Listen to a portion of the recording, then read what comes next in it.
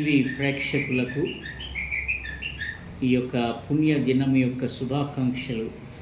లోకరక్షకుడైన యేసుక్రీస్తు జనన సందర్భంలో మీకందరికీ శుభాలు రావాలని, మీకందరికీ సంతోషం సమృద్ధి ఉండాలని మేము ప్రార్థిస్తూ, క్రిస్మస్ అనేటటువంటిది అది ఒక క్రైస్తవులకు మాత్రమే పండుగ కాదు. దేవుడు ఈ లోకములోనికి అడుగుపెట్టినటువంటి ఈ మంగళకరమైన దినం మానవాళకందరికీ చెందింది. ప్రజలందరికీ కలగబో మహా సంతోషకరమైన శుభవర్తమానము మీకు తెలియచేస్తున్నానని పరలోకపు వాణి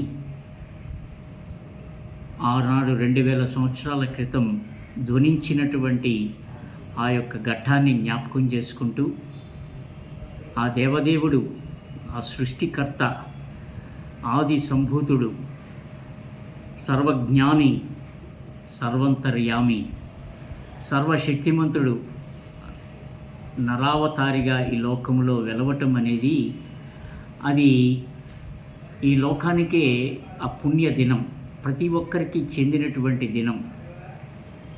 మనం దేవునికిని మానవులకిని మధ్య అగాధం ఏర్పడింది. దానికి కారణం ఈ పాపం పెరిగిపోవటం. దేవుని యొక్క రూపాన్ని మనము చూడలేకపోవటం, దేవుని సన్నిధిని గమనించలేకపోవటం, దేవుడు ఆశించిన స్థాయిలో దైవత్వముతో మిళితమైన మానవత్వం కలిగి జీవించటంలో మనం కుంటుపడటం ఈ రోజుల్లో మనం గమనిస్తున్నాం. మనిషిని మనిషిగా చూడగలిగేటటువంటి ఆ యొక్క సంస్కృతి దెబ్బతిన్నటువంటి లోకంలో నీకు దేవుడు వచ్చాడు. ఎందుకంటే దేవుణ్ణి చూపించి మానవ స్వరంతో, మానవ భాషలో దైవ జ్ఞానాన్ని అనుగ్రహించి ఈ పాపము నుండి ప్రక్షాళనం చేయటానికి, ఆయన పుణ్య బలిదానం చేయటానికి, యజ్ఞము చేయటానికి, పాప విమోచన చేయటానికి, రక్త ప్రోక్షణం, పాప విమోచనం అనేటటువంటి ఆ యొక్క అన్ని గ్రంథాలు చెప్పినటువంటి ఆ వాస్తవాన్ని చరిత్రలో ఆయన క్రియాత్మకం చేయటానికి, ఆ శిలువ యాగంతో లోకాన్ని రక్షించటానికి, పావనపరచటానికి, మనిషిలో చెలరేగినటువంటి పైశాచిక శక్తుల నుండి కాపాడటానికి, దైవీకరణ చేయటానికి ఈ లోకంలో కాలు మోపినటువంటి ఆ యొక్క దేవాది దేవుడు యేసు రూపంలో వెలిశాడని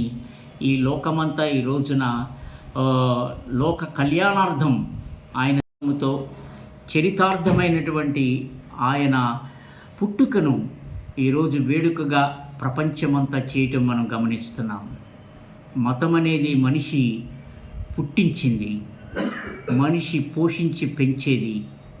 మనిషిలో మానవత్వాన్ని కృంగతీస్తున్నది మతమే అనేటటువంటి సత్యాన్ని మనం గ్రహించలేకపోతున్నాం.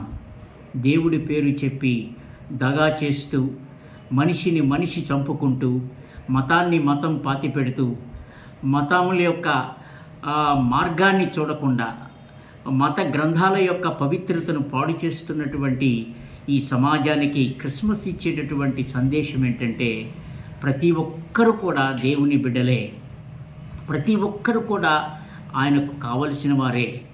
అందరికీ ఆయన ప్రభువుగా, రక్షకుడుగా, దేవాది దేవుడుగా, ఆయన పుణ్య యాగముతో పునీతపరచటానికి లోకములో వచ్చినటువంటి దేవుడిని మనం గ్రహించి మన జీవితంలో దైవత్వాన్ని అలంకరించుకొని, మానవత్వాన్ని మన జీవితంలో నిర్వచించి, మనిషిని మనిషి ప్రేమిస్తూ, మతాన్ని మతము నుండి దూరం చేసుకోకుండా, మతం అనేది మార్గమై, మతములో ఉన్నటువంటి పవిత్ర గ్రంథాల యొక్క సారం మన యొక్క రక్తములో ప్రవహించగలిగి ఒక నూతన సమాజాన్ని నిర్మించగలిగేటటువంటి ఆ ఉద్యమం మన యొక్క విశ్వాసం ఇవ్వాలని కోరుతున్నాను.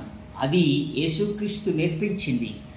దేవుని బిడ్డలుగా ఎలా జీవించాలి, మానవులుగా ఈ లోకంలో ఎలా జీవించాలని ఒక నమూనా ఆయన జీవితం.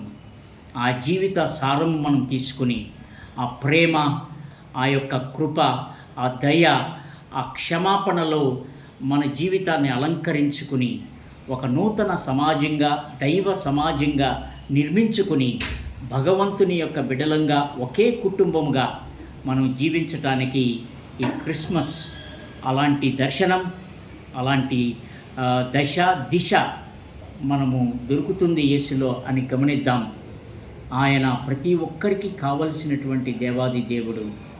ఆయన అనుగ్రహించేటటువంటి ఆ యొక్క శాంతి సమాధానాలు మీకు లభ్యమై మీ కుటుంబాలు శోభాయమానంగా సమృద్ధితో సంతృప్తితో అలంకరించబడి నూతన సంవత్సరం ఆయన నడిపింపులో వర్ధిల్లాలని కోరుకుంటూ యేసుక్రీస్తు యొక్క ఆ పుణ్య జీవితంలో మనం నేర్చుకునేటటువంటిది నేర్చుకుని అలవర్చుకుని దేవుని బిడలంగా ఈ లోకములో జీవించటం నేర్చుకుని మతానికి ఆ యొక్క సమాధి చేసి మార్గంలాగా నిర్వచించేటటువంటి ఆ సాహసోపేతమైన జీవన విధానములో మనం మునిగిపోవాలని, పండిపోవాలని, మానవత్వముతో ఒక నూతన దేవుని రాజ్యాన్ని నిర్మించటంలో మనం అందరము ఒకే కుటుంబంగా జీవించాలని నేను చెబుతూ సందేశమిస్తూ ఈ అవకాశం ఇచ్చినటువంటి ఈ టీవీ వారిని అభినందిస్తూ ఈ ప్రసారం